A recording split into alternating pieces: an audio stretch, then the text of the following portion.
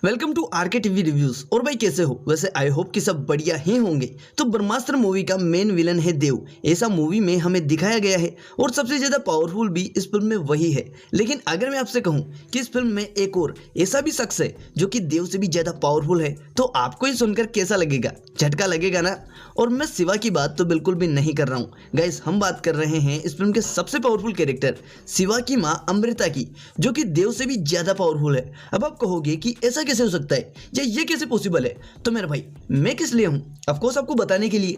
तो देखो भाई, वैसे तो इस फिल्म में सबसे पावरफुल अस्त्र है अग्नि अस्त्र, जो कि फिल्म देखकर आपको आइडिया तो हो गया होगा, क्योंकि जब उसके सिर्फ एक प्रतिरूप की मदद से मोनी रॉय यानी कि जुनून वानरास्त्र होते हुए भी एसआरके को बंदी बना लेती है और उनसे वानरास्त्र के साथ साथ ब्रह्मास्त्र का वो पार्ट भी छीन लेती है, लेकिन फिर भी एसआरके उसका कुछ भी नहीं कर पाते। तो अगर अग्नि अस्त्र के प्रतिरूप में इतनी शक्ति है, तो फिर आप सोचो कि देव के पास जो असली अग्नि अस्त्र है उसमें कितना पावर होगा।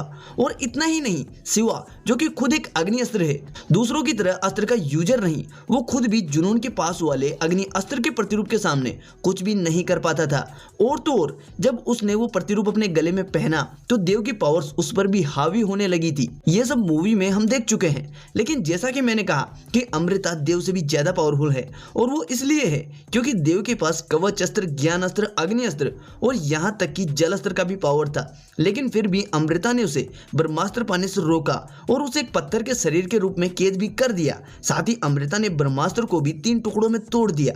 इसका मतलब सबसे पावरफुल अस्त्र इस फिल्म में अग्नि अस्त्र नहीं, जल अस्त्र है, जो कि अमृता के पास था, जिससे कि उसने संसार के सबसे शक्तिशाली अस्त्र ब्रह्मास्त्र को भी टुकड़ों में तोड़ दिया। और जब शिवा ने अपनी पूरी ताकत से, जो कि खुद एक अस्त्र है न कि अस्त्र का यूजर, जब वो अपनी पूरी शक्ति से आग का कवच तैयार करता है, लेकिन जब जुनून ब्रह्मदेव की पावर से वर्षा करती है तो शिवा का वो कवच भी टूट जाता है, जिससे ये साबित हो जाता है कि इस फिल्म का सबसे शक्तिशाली, सबसे ताकतवर अस्त्र अग्नि अस्त्र नहीं बल्कि जल अस्त्र है। और अगर शिवा को देव से फाइनल लड़ाई जीतनी है तो उसे भी जल अस्त्र पर काबू देव से बेटर पाना होगा, जो कि वो पा भी सकता है, क्योंकि पिता से आग मिली तो माँ से जल भी मिल ही जाएगा। वैसे देव के पास भी जल अस्त्र है, लेकिन वो इतना पावरफुल नहीं है जितना कि अमृता का था। वैसे शायद दोनों एक ही हैं, लेकिन अमृता उसको बेटर यूज कर पाती थी और देव सिर्फ अग्नि अस्त्र को यूज करने में बादशाह था, और अग्नि अस्त्र को उससे बेटर कोई यूज भी नहीं कर सकता था। इसलिए शिवा को जल अस्त्र की काफी ज्यादा जरूरत पड़ने वाली है नेक्स्ट पार्ट देव में। एनीवेज, आपको क्या लगता है कि दोनों में से सबसे ज्यादा पावरफुल कौन है? नीचे कमेंट में जरूर बताना,